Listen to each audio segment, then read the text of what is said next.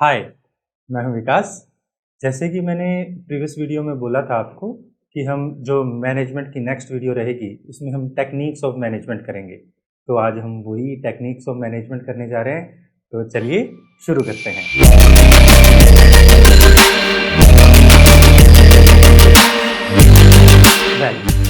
अब हम बात करेंगे टेक्निक्स ऑफ साइंटिफिक मैनेजमेंट के बारे में। हमारे पास हमने 4 प्रिंसिपल्स के बारे में डिस्कशन पहले कर चुके हैं प्रीवियस वीडियो में। आप ऊपर के लिंक में देख सकते हैं। अब हम आज जो बात करने जा रहे हैं वो है हमारी है techniques of scientific management. Techniques जो हैं ये सभी जो प्रिंसिपल्स थे, this were only the basic philosophy.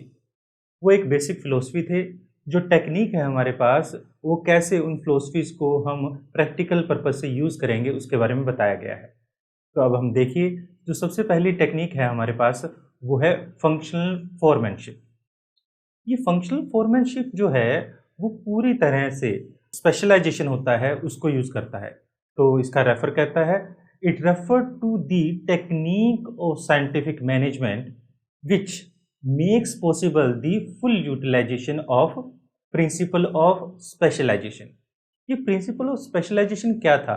ये प्रिंसिपल ऑफ स्पेशलाइजेशन था कि एक पर्सन जब किसी काम को बार बार करता है तो उस काम को करने में वो हर बार पहले से ज़्यादा एक्सपर्ट हो जाता है, पहले से ज़्यादा एक्सपीरियंस्ड हो जाता है और उस काम को करने में उसकी एफिशिएंसी पहले से ज़्यादा बढ़ जाती है।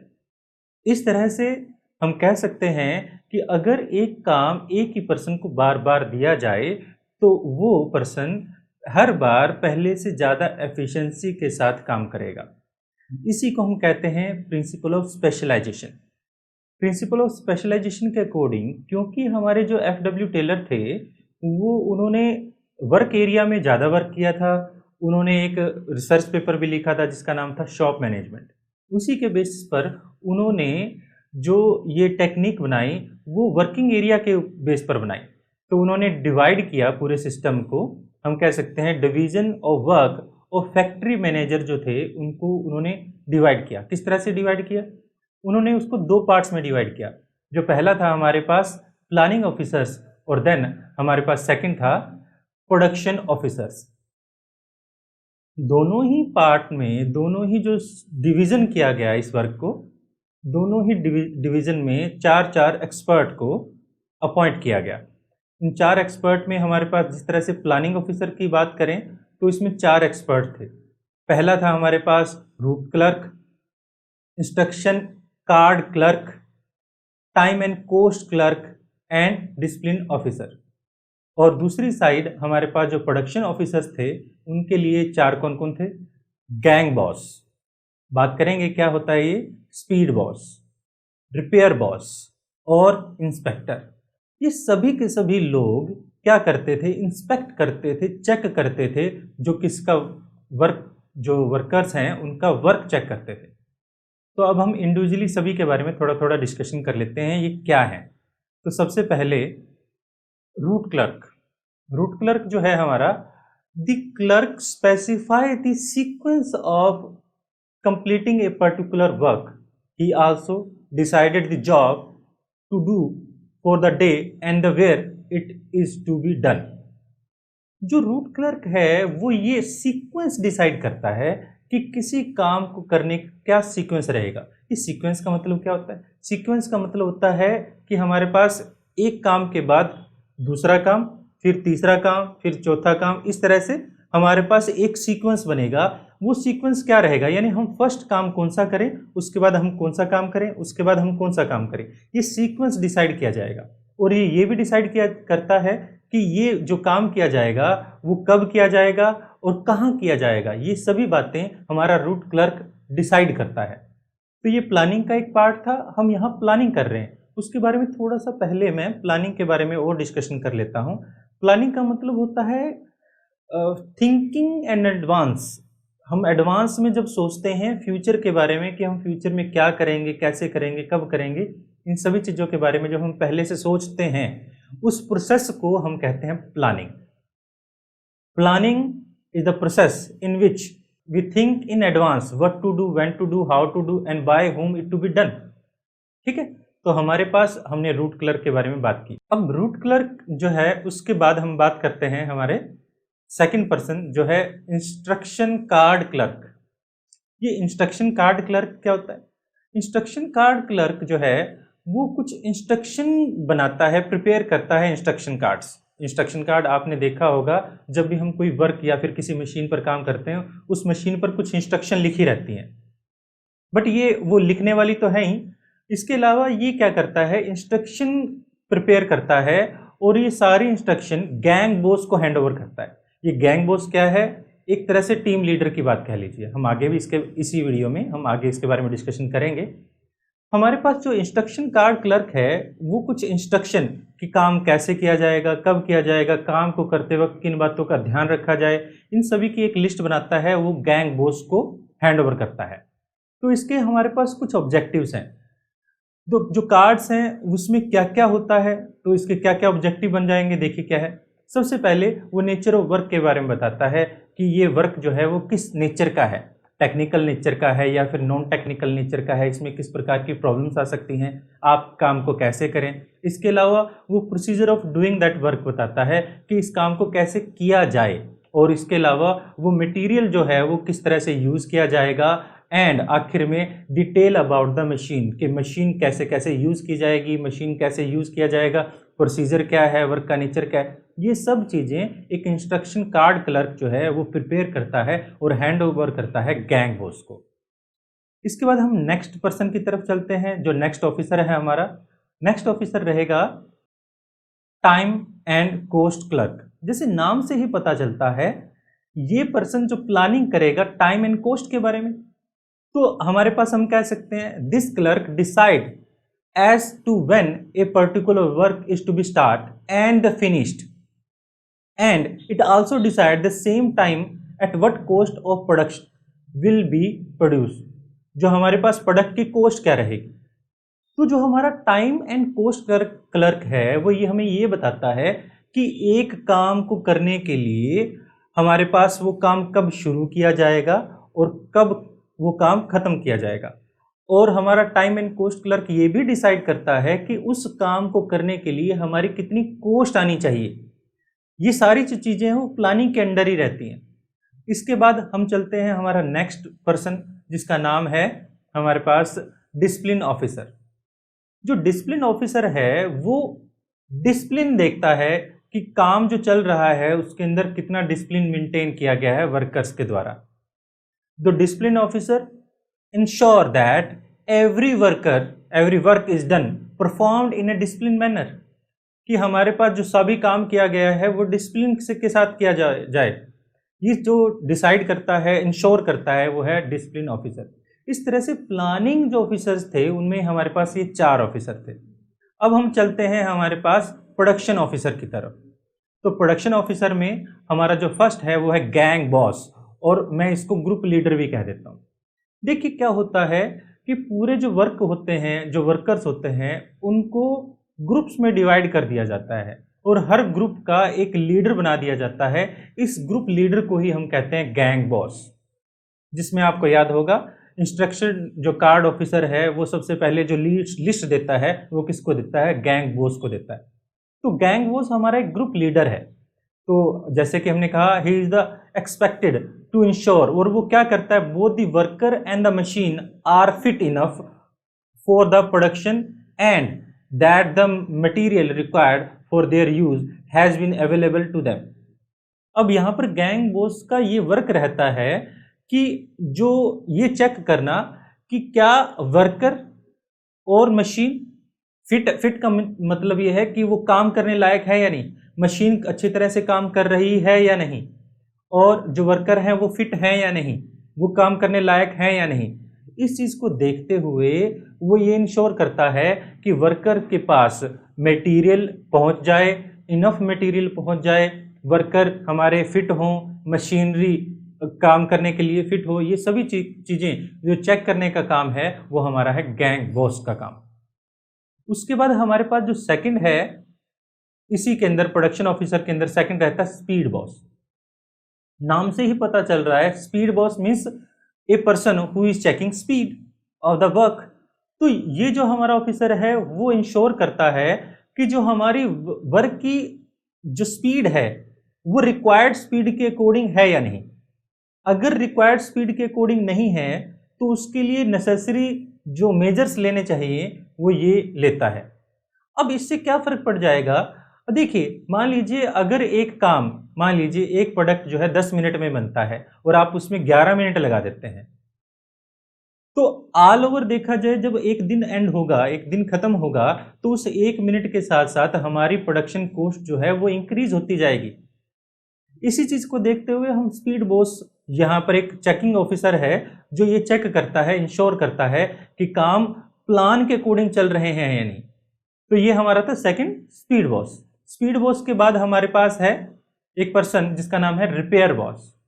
अब रिपेयर बॉस क्या करता है, नाम से पता चलता है रिपेयर बॉस वो पर्सन है जो टाइम टू टाइम हमें चेक करवाता है कि हमारा जो मशीन है रिपेयर्ड कंडीशन में है या नहीं, यानी बिल्कुल ठीक है या नहीं। तो देखिए क्या है, the main function of repair boss is to keep the machine and tools in the working condition. Mainly यही रहता है कि हमारा जो रिपेयर बॉस चेक करता है कि मशीन और टूल्स हमारी वर्किंग कंडीशन में हो। अगर टूल्स और मशीन अच्छी से कंडीशन में नहीं होंगी तो हम आगे वर्क नहीं कर पाएंगे। तो हमारा ये था रिपेयर बॉस। और लास्ट में हमारे पास है जिसका नाम है इंस्पेक्टर। इंस्पेक्टर, क्योंकि हम यहाँ पर प्रोडक्शन ऑफिसर्स की बात कर रहे हैं और प्लानिंग ऑफिसर और प्रोडक्शन ऑफिसर में यही फर्क रहता है। हमारा जो प्लानिंग ऑफिसर थे वो हमें सिर्फ बताते हैं क्या करना है, और प्रोडक्शन ऑफिसर्स जो हैं वो चेक करते हैं एक्चुअल वर्क को रिक्वायर्ड वर्क के साथ, यानी स्टैंडर्ड वर्क के साथ। जो इंस्पेक्टर है हमारा वो चेक करता है, क्या चेक करता है कि एक्चुअल परफॉर्मेंस जो है और रिक्वायर्ड परफॉर्मेंस क्या बराबर है या बराबर नहीं है। अगर बराबर हैं या फिर इक्वल हैं तो बहुत अच्छा, यानी जो हमें रिक्वायर्ड रिजल्ट हैं वो एक्चुअल रिजल्ट के बिल्कुल बराबर हैं, मीन्स हम स्टैंडर्ड को मैच कर रहे हैं। अगर हम स्टैंडर्ड को मैच नहीं कर रहे हैं तो वो बराबर नहीं होंगे। अगर बराबर नहीं हैं तो इसके लिए उन्हें क्या करना पड़ेगा, नेसेसरी एक्शन लेने पड़ेंगे। In case of unfavourable result the initiate corrective action जो है वो कौन लेगा, हमारा इंस्पेक्टर लेगा। इस तरह से हमारे पास फंक्शनल फोरमैनशिप होती है। तो ये हमारी फर्स्ट टेक्निक थी। अब हमारे पास जो सेकंड टेक्निक है वो है स्टैंडर्डाइजेशन। स्टैंडर्डाइजेशन का मतलब क्या होता है? स्टैंडर्डाइजेशन का मतलब होता है किसी भी चीज़ के स्टैंडर्ड को इस्टेब्लिश करना, उसका रंग, रूप, आकार, size, material use, time consumed, हर चीज़ के बारे में हम यहाँ पर स्टैंडर्ड इस्टेब्लिश करते हैं। बट यहाँ पर हमारे पास है स्टैंडर्डाइजेशन ऑफ वर्क। जो वर्क की जब हम स्टैंडर्ड की बात कर रहे हैं तो हम किसी काम को करने में कितना टाइम कंज्यूम करेंगे, हमारे पास क्या स्टैंडर्ड रहेंगे। तो स्टैंडर्डाइजेशन का मतलब रहता है हमारे पास, it refer to the process of setting standards of various business activities. हम अलग अलग बिजनेस एक्टिविटीज़ के यहाँ पर स्टैंडर्ड एस्टेब्लिश करते हैं, जिसमें हमारे पास ये डिसाइड किया जाता है एक काम को करने में हम कितना टाइम कंज्यूम करेंगे, हमारी कॉस्ट क्या आएगी, उस पर लेबर का लगने वाला टाइम क्या रहेगा, मशीन कॉस्ट क्या रहेगी, इन सब के बारे में हम डिसाइड करते हैं। इन सब के बारे में डिसाइड करने से हमें क्या क्या बेनिफिट होंगे, अब इसको थोड़ा सा और अच्छे से समझ लेते हैं। जब हम बात कर रहे हैं स्टैंडर्डाइजेशन की, तो हमारे पास मान लीजिए एक एग्जांपल के तौर पर मैंने देखा है, जब हम कहीं पर आप जाते हैं या फिर किसी रेस्टोरेंट में जब जाते हैं, आपने देखा होगा वहाँ के जो फूड होता है, यानी मान लीजिए कोई भी डिश आप खाते हैं, उसका टेस्ट हर बार एक जैसा सा रहता है। रीज़न क्या है, अब जब घर में वही आप खाना पकता है तो हर बार उसका टेस्ट अलग अलग रहता है। ये रीज़न क्या है? रीज़न है स्टैंडर्डाइजेशन का। हमारे यहाँ पर जो रेस्टोरेंट ओनर हैं वो पहले से ही उन्होंने हर चीज़ का एक स्टैंडर्ड इस्टेब्लिश किया गया है। यहाँ पर क्या कलर रहेगा, क्या टेस्ट होना चाहिए, इस तरह से हर चीज़ का स्टैंडर्ड है, कितनी क्वांटिटी में क्या रहेगा, हर चीज़ का एक स्टैंडर्ड इस्टेब्लिश किया गया है। बट जब हम घर की बात करते हैं हमारे पास कोई स्टैंडर्ड नहीं है। अब स्टैंडर्डाइजेशन करने से क्या रहता है, हमारी क्वालिटी अच्छी रहती है, क्वालिटी एक जैसी रहती है, इससे हमारे जो कस्टमर हैं वो भी ज़्यादा सेटिस्फाइड रहते हैं। तो स्टैंडर्डाइजेशन होना बहुत ज़्यादा ज़रूरी है। हमारे वर्क में स्टैंडर्डाइजेशन होना भी बहुत ज़्यादा ज़रूरी है। हम एक टाइम में कितने, एक पर्सन जो है हमारा कितने टाइम में कितना काम करेगा, और उस मटेरियल को, जो प्रोडक्ट बन रहा है उसमें कितनी मटेरियल लगेगा। अगर वो ज़्यादा मटेरियल लगता है तो वो हमारे लिए वेस्टेज हो जाएगा। तो ये स्टैंडर्डाइजेशन करना बहुत ज़्यादा ज़रूरी हो जाता है। तो क्या क्या बेनिफिट है स्टैंडर्डाइजेशन के, ऑब्जेक्टिव्स क्या है स्टैंडर्डाइजेशन के? देखिए ऑब्जेक्टिव्स हमारे पास, सबसे पहला हमारा ऑब्जेक्टिव है टू इंश्योर क्वालिटी स्टैंडर्ड्स। ये हमें इंश्योर करता है कि क्वालिटी क्या रहेगी, स्टैंडर्ड्स जो हैं वो, स्टैंडर्ड्स का मतलब हो सकता है एक जैसी चीज़ें, यानी हमने एक स्टैंडर्ड इस्टेब्लिश कर दिया कि ये चीज़ हमारी एक जैसी रहेगी, इसका टेस्ट प्रेफरेंस, इसका साइज़, इसका शेप, इसकी फ्रेगरेंस हमेशा एक जैसी रहेगी। वो एक जैसी रहना ये हमारा स्टैंडर्ड है, तो स्टैंडर्ड इस्टेब्लिश कर देते हैं जिससे हमारी क्वालिटी इंप्रूव होती है। इसके अलावा हम इंश्योर करते हैं, इस्टेब्लिश करते हैं एक standardization performance of man and machine के बारे में। मैन एंड मशीन की जो परफॉर्मेंस की स्टैंडर्ड की बात है यहाँ पर ये है कि हम किस रेशो में मैन और किस रेशो में मशीन को हम यूज़ कर रहे हैं, यानी एक मशीन को हैंडल करने के लिए कितने पर्सन को इस्तेमाल किया जा रहा है। जो है इस रेशो को हम स्टैंडर्डाइज कर देंगे। हमारा ये नहीं होगा कि हम एक मशीन को यूज़ करने के लिए रिक्वायर्ड पर्सन यहाँ पर 3 हैं, बट हमने उस मशीन पर 7 पर्सन को अपॉइंट किया हुआ है। इससे हमारे पास जो मैन पावर है वो हमारी वेस्टफुल हो जाएगी। या फिर रिक्वायर्ड से अगर हम कम करें तो मशीन जो है, और अच्छी मशीन होने के बावजूद भी हमारी एफिशिएंसी कम हो जाएगी। इस चीज़ को देखते हुए मैन और मशीन का एक स्टैंडर्ड रेशो बनाना बहुत ज़्यादा ज़रूरी है। To introduce the manufacturing of identical products such that they are easily interchange with one another। हम यहाँ पर क्या करते हैं, इसका ये भी बेनिफिट रहता है स्टैंडर्डाइजेशन का। जब हम आइडेंटिकल प्रोडक्ट यानी एक जैसे प्रोडक्ट का मैन्युफैक्चरिंग करेंगे तो जो हमारे जो मशीन है या फिर हमारे लेबरर हैं उनको हम इंटरचेंज आसानी से कर सकते हैं। ये भी हमें बेनिफिट होगा स्टैंडर्डाइजेशन करने का। इसके बाद हमारे पास हम नेक्स्ट टेक्निक हमारे पास है सिंप्लीफिकेशन। सिंप्लीफिकेशन का मतलब है चीज़ों को आसान बनाना, मुश्किल नहीं। अब आपने देखा होगा, अगर आप जूते खरीदते हैं, शूज़ खरीदते हैं, तो आपने देखा होगा शूज़ के जो साइज़ होते हैं ऐसे नहीं आते कि आपके पास 7, 7.1, 7.2, 7.3, 7.4, 7.5, 7.8, 7.9 फिर 8, ऐसा नहीं आता, या तो 7, 8। अब यहाँ पर आप ये भी देखते होंगे 7, 8, 9 मैक्सिमम ये मिलते हैं। अगर किसी पर्सन को 11 नंबर का जूता आता है तो उसको मिलता नहीं है। क्यों नहीं मिलता? क्योंकि यहाँ पर हमने चीज़ों को सिंप्लीफाई किया है, चीज़ों को आसान किया है। हम यहाँ पर एक स्टडी करते हैं कि चीज़ें जो हैं वो रिक्वायर्ड मैक्सिमम यूज़ क्या हो रही हैं, हम उन्हीं चीज़ों को बनाएं जो मैक्सिमम यूज़ हो रही हैं। इससे क्या होगा, चीज़ें और ज़्यादा आसान हो जाएंगी, बनाना आसान हो जाएगा, लेबर जो है उसकी रिक्वायरमेंट कम हो जाएगी, मशीन की रिक्वायरमेंट कम हो जाएगी, अननेसेसरी हैजल से हम बचेंगे। तो इन सारी चीज़ों से हमें फ़ायदा होगा। तो हमारे पास सिंप्लीफिकेशन में क्या है, it refer to that technique which is use to put end the unnecessary type, quality, size, weight etcetera to the production. जो प्रोडक्ट्स की अननेसेसरी क्वालिटी है, साइज है, वेट है, हम उसको रिमूव कर देते हैं। ये हमारा है सिंप्लीफिकेशन। इसके भी कुछ बेनिफिट होते हैं। इसके क्या बेनिफिट हैं, सबसे पहले हम देख लेते हैं ऑब्जेक्टिव्स। क्या क्या ऑब्जेक्टिव्स हैं। ऑब्जेक्टिव में है सबसे पहले affecting economy in the use of machine. हमारे पास मशीन का जो यूज है उसकी इकोनॉमी का मतलब होता है या बचत। आपने इकोनॉमिक्स पढ़ी भी होंगी, economies and diseconomies. Economies का मतलब होता है बचतें, सेविंग्स, एंड डिस इकोनॉमीज होता है हमारे पास लॉसेज। जब हम प्रोडक्शन ऑफ स्केल करते हैं तो हमारे पास, जब हम एक ही रेशो में हर चीज़ को, लेबर को, मशीन को जब हम बढ़ाते हैं तो हमें बहुत सारे बेनिफिट्स होते हैं। उन बेनिफिट्स को हम इकोनॉमीज कहते हैं। तो यहाँ पर है affecting economies in the use of machines. जब हम मशीन को यूज़ करेंगे तो हमारी का यहाँ पर बेनिफिट्स होंगे, हमें पहले से ज़्यादा बेनिफिट्स होंगे। हमारा रिजल्ट क्या मिलेगा, हमें पहले से ज़्यादा हमारी कोस्ट कम होगी और प्रोडक्शन ज़्यादा होगा। हम चीज़ों को सिंप्लीफाई करेंगे, सिंप्लीफाई करने से होगा क्या, हमारे पास चीज़ें और ज़्यादा आसान हो जाएंगी। जैसे अभी मैंने एग्जांपल लिया था शूज़ के बारे में। अगर हम अननेसेसरीली सभी प्रकार के शूज़ बनाएं तो उनके लिए अलग अलग हमें मशीन चाहिए होंगी, अलग अलग हमें उसके सेट्स चाहिए होंगे, और इसके लिए अलग अलग लेबरर चाहिए होंगी। अगर हम उसके सिंप्लीफाई कर दें, यानी हम प्रोडक्ट जो है, अगर आप जीन्स खरीदते हैं तो उसका वेस्ट साइज जो रहता है वो क्या रहता है, नॉर्मली 28 to 36। इसके बाद अगर आप 40-42 के बाद जाएंगे आप, तो आपको साइज जो है रेयरली मिलना शुरू हो जाता है। क्यों? क्योंकि यहाँ चीज़ों को हमने सिंप्लीफाई किया है। सिर्फ वही चीज़ें हम बना रहे हैं जिनकी हमें ज़रूरत है। अननेसेसरी बर्डन नहीं करेंगे। अननेसेसरी बर्डन से क्या होगा, हमें लेबर की रिक्वायरमेंट बढ़ जाएगी, हमारे जो मशीन है उसकी रिक्वायरमेंट बढ़ जाएगी, हमारे रॉ मटेरियल की रिक्वायरमेंट बढ़ जाएगी। रॉ मटेरियल हमारा यानी कहने का मतलब बनने के बाद बिकेगा नहीं, तो वो अननेसेसरी हमारे पास कॉस्ट बढ़ जाएगी। इन सभी चीज़ों से बचने के लिए हम क्या करते हैं, सिंप्लीफिकेशन करते हैं, और ये हमें क्या बेनिफिट देते हैं, इकोनॉमिक्स के बेनिफिट देते हैं।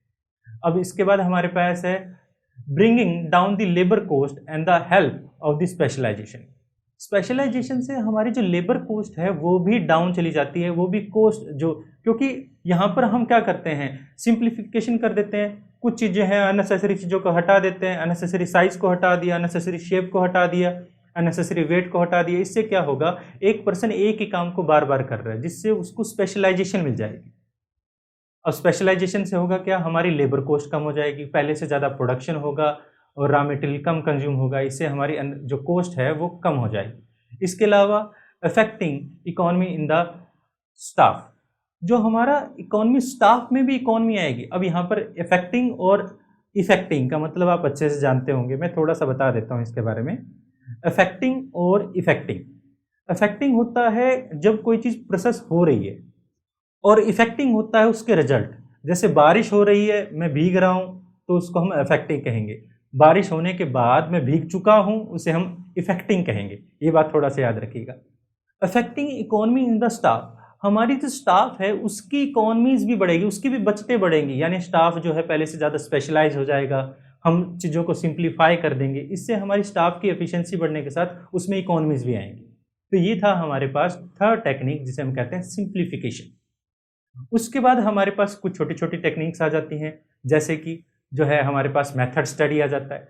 मेथड स्टडी में हम यहाँ पर देखिए, ये बिल्कुल हमारे पास जो हेनरी फ्योल ने प्रिंसिपल दिए थे उसके जैसा ही है, या फिर प्लानिंग प्रोसेस में हम नॉर्मली इसको यूज़ करते हैं कि हम क्या करते हैं, एक काम को करने के अल्टरनेटिव मेथड्स हम चेक करते हैं, एक ही काम को कैसे कैसे किया जा सकता है। ठीक है, उस काम को करने का हम हर जो काम है उसको करने के मेथड्स को स्टडी करते हैं कि ये कैसे किया जा रहा है और हमारे वर्क के लिए बेस्ट कौन सा है, तो हम उसे अडॉप्ट कर लेते हैं। हम मेथड स्टडी में करते क्या है, it refer to the identifying the most suitable way to do a particular activity. किसी एक काम को करने की बेस्ट एक्टिविटी को हम यहाँ चेक करते हैं और उसे अडॉप्ट भी करते हैं। ये था हमारे पास मेथड स्टडी। उसके बाद हमारे पास है जिसे हम कहते हैं मोशन स्टडी। अब मोशन स्टडी भी एक छोटी सी टेक्निक है हमारे पास। मोशन स्टडी में हम क्या करते हैं, it refer to the technique to study the movement those are necessary for doing a well defined job और वर्क। किसी एक काम को करने के लिए कितनी मोशन की रिक्वायरमेंट है, क्या हम अननेसेसरी मोशन कर रहे हैं।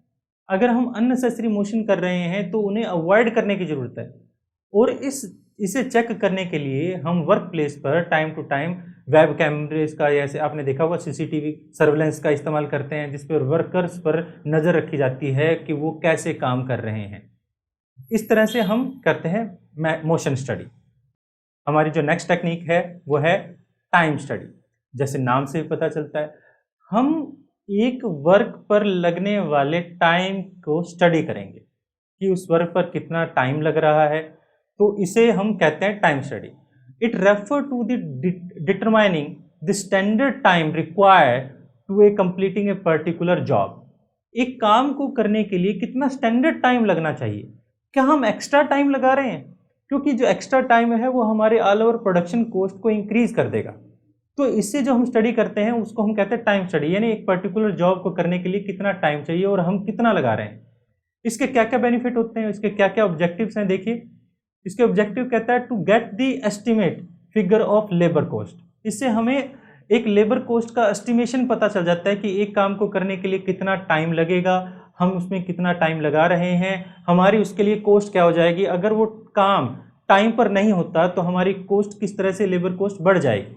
तो ये सारी स्टडी हम करते हैं टाइम स्टडी में। इसके अलावा डिटरमाइन करते हैं नंबर ऑफ रिक्वायर्ड वर्कर, कि एक काम को करने के लिए कितने नंबर ऑफ वर्कर की जरूरत रहेगी। इसके अलावा डिसाइड करते हैं about the suitable incentive plan, कि हम जो वर्कर हैं उनको काम करने के लिए किस तरह से इंसेंटिव प्लान दें, उनका यानी सैलरी कैसे ऑफर करें, उनको काम करने पर, ज़्यादा अच्छा काम करने पर किस तरह से हम उनको मोटिवेट करें। तो ये सारी जो चीज़ें हैं वो हम टाइम स्टडी के बेस पर करते हैं, टाइम को मैनेज करते हैं और स्टडी करते हैं। अब जो हमारी नेक्स्ट टेक्निक है उसका हमारा नाम है fatigue study. Fatigue study, fatigue का मतलब होता है आराम करना। हम फैटिग स्टडी के दौरान ये चेक करेंगे कि एक काम को करने के लिए, रिफ्रेश होने के लिए हमारे वर्कर को कितना टाइम चाहिए, और जिससे कि वो रिफ्रेश होने के बाद दोबारा से ज़्यादा एनर्जी के साथ वर्क करे। आपने देखा होगा वर्किंग के दौरान हम वर्कर्स को बीच बीच में रिफ्रेशमेंट देते रहते हैं। जैसे जो कंस्ट्रक्शन ऑफिसर्स हैं, अगर आपके मान लीजिए आपके घर पे कंस्ट्रक्शन चल रही है, तो टाइम टू टाइम उन्हें आप चाय पिलाते हो। जो चाय पिला रहे हो वो एक तरह से क्या है, रिफ्रेशमेंट, जिससे वो रिफ्रेश होकर और ज़्यादा एनर्जी के साथ दोबारा से काम करें। ये ज़रूरी क्यों हो जाता है? ये काम को मोटिवेट करने के लिए, हमारे वर्कर को मोटिवेट करने के लिए ज़रूरी हो जाता है। It refer to the determine the duration and frequency of rest interval to complete a particular job. एक पर्टिकुलर जॉब को करने के लिए हमारे वर्कर को कितने टाइम के बाद, कितनी फ्रिक्वेंटली, कितना रेस्ट करने की ज़रूरत है। अगर वो हैवी काम है तो उसके लिए हो सकता है रेस्टिंग जो है टाइमिंग ज़्यादा हो जाए, अगर वो लाइट वर्क है उसके लिए रेस्ट की ज़रूरत कम रहे। तो इस तरह से हम स्टडी करते हैं फैटिग स्टडी। अब जो हमारे पास नेक्स्ट टेक्निक है जो टेलर ने बताई है वो है different wage system. Different wage system और डिफरेंट पीस रेट भी कहते हैं इसे। जो टेलर है वो ये कहते हैं कि एक पर्सन को जो वेजेस पे करने हैं, हम उसको टाइम स्पेंड के अकॉर्डिंग ना दें, हम उसे वर्क के अकॉर्डिंग दें। आपने देखा होगा इंडिया में हमारे पास क्या रहता है कि एक पर्सन अगर एक काम में ज़्यादा टाइम लगा रहा है तो हम उसे सोचते हैं वो ज़्यादा एफिशिएंट है। नहीं, ऐसा नहीं होता, बल्कि ज़्यादा टाइम लगाने वाले को हम कम एफिशिएंट मानते हैं। एक काम को करने के लिए अगर जहाँ 10 मिनट लगने चाहिए, उसी काम को करने के लिए अगर कोई पर्सन 20 मिनट लगा रहा है, मीन्स उसके अंदर एफिशिएंसी की कमी है, उसी काम को वो कम टाइम में कर सकता था। इसी बारे में हमारे टेलर ये कहते हैं कि हमें जो वेज रेट देना चाहिए बेसिस ऑफ हमारे पास वर्क देना चाहिए, बेसिस ऑफ टाइम नहीं। तो कहता है Taylor has advised that adopt a different wage system, wage and paid on the basis of work done, not basis on the time spend in doing a particular work. किसी एक particular work को करने के लिए हम कितना time लगाया गया उस पर नहीं, हम जितना हमारे पास वर्क किया गया उस पर हम डिसाइड करेंगे। इसके लिए उन्होंने सजेशन दिया कि जो आप वेज रेट बनाएं अलग अलग बनाएं। अगर हमारे पास दो टाइप से बनाया गया, जिस तरह जो हाई एक वेज रेट बताया गया और एक लो वेज रेट बताया गया।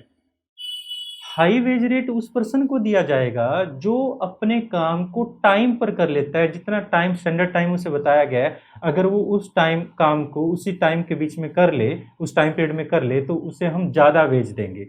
और दूसरा लो वेज रेट उसे दिया गया जो एक पर्सन उस काम को करने में कम ज़्यादा टाइम लगा रहा है, एक ही काम को करने में, पर्टिकुलर एक काम को करने में अगर वो कम टाइम में हो सकता है बट वो ज़्यादा टाइम लगा रहा है, इट्स मीन वो पर्सन ज़्यादा एफिशिएंट नहीं है।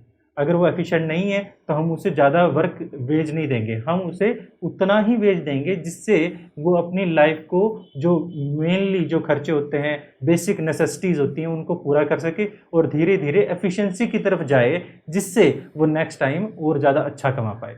इस तरह से हमारे पास डिफरेंट वेज सिस्टम और डिफरेंट पीस रेट के बारे में हमारे टेलर ने सजेस्ट किया। इसके बाद हमारी लास्ट जो स्टडी है वो है मेंटल रेवोल्यूशन। ये सबसे इम्पोर्टेंट मानता हूँ मैं।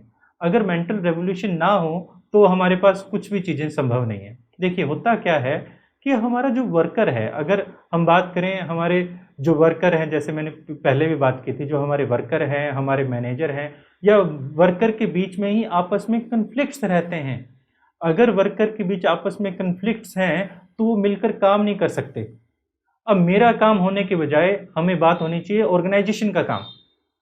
काफ़ी बार जो वर्कर हैं वो एक ऑर्गेनाइजेशन के काम को अपना खुद का काम समझते हैं और उसको प्रायोरिटी देते हैं, बजाय कि एक सिस्टम के अकॉर्डिंग सभी कामों को प्रायोरिटी देने के। तो इस तरह से हमारे पास जो मैनेजर हैं, वर्कर्स हैं, एक दूसरे में कन्फ्लिक्ट्स भी रहता है। अगर ये कन्फ्लिक्ट ख़त्म हो जाए और एक दूसरे में हम कोऑर्डिनेशन करें तो इससे हम क्या होगा, और ज़्यादा वर्क कर पाएंगे, एफिशिएंसी के साथ वर्क कर पाएंगे। इसी चीज़ को हमने बोला मेंटल रेवोल्यूशन, यानी एक दूसरे के साथ कोऑर्डिनेशन के साथ रहना, कोऑपरेट करना। तो मेंटल रेवोल्यूशन में कहता है it refer to the change in the attitude of management and worker toward one another for the competing and cooperation। Competence and cooperation के लिए, यानी जो हमारे वर्कर हैं और हमारे जो मैनेजर हैं वो एक दूसरे के प्रति उनका मेंटल रेवोल्यूशन होना चाहिए, उनका एटीट्यूड चेंज होना चाहिए। यहाँ पर वर्कर को ये नहीं होना चाहिए कि हमें ज़्यादा वर्क जो दिया जा रहा है, और मैनेजर को ये नहीं होना चाहिए कि हमारे जो वर्कर हैं उनको और ज़्यादा ओवर बर्डन किया जाए, उनको सैलरी कम दी जाए, उनको यहाँ पर बेनिफिट कम दिया जाए। हमारे वर्कर को और जो लेबरर हैं उनके आपस के कन्फ्लिक्ट नहीं होने चाहिए। अगर वो आपस के कन्फ्लिक्ट ख़त्म हो जाएं तो वो और ज़्यादा अच्छे से काम कर पाएंगे। इसी को हमने बोला मेंटल रेवोल्यूशन। तो ये हमारी क्लास अब ख़त्म होती है। आई होप आपको ये सारी चीज़ें समझ आई होंगी। फिर भी अगर आपको किसी भी टॉपिक पर कोई भी प्रॉब्लम हो तो आप कमेंट नीचे कर सकते हैं। मैं आशा करता हूँ आप चैनल को सब्सक्राइब कर चुके होंगे। अगर नहीं किया तो प्लीज़ इसे सब्सक्राइब करें और लाइक करें, वीडियो को शेयर करें, सब्सक्राइब करें, बेल आइकन को प्रेस करना बिल्कुल ना भूलें। फिर मिलते हैं नेक्स्ट वीडियो में, जब तक के लिए थैंक यू।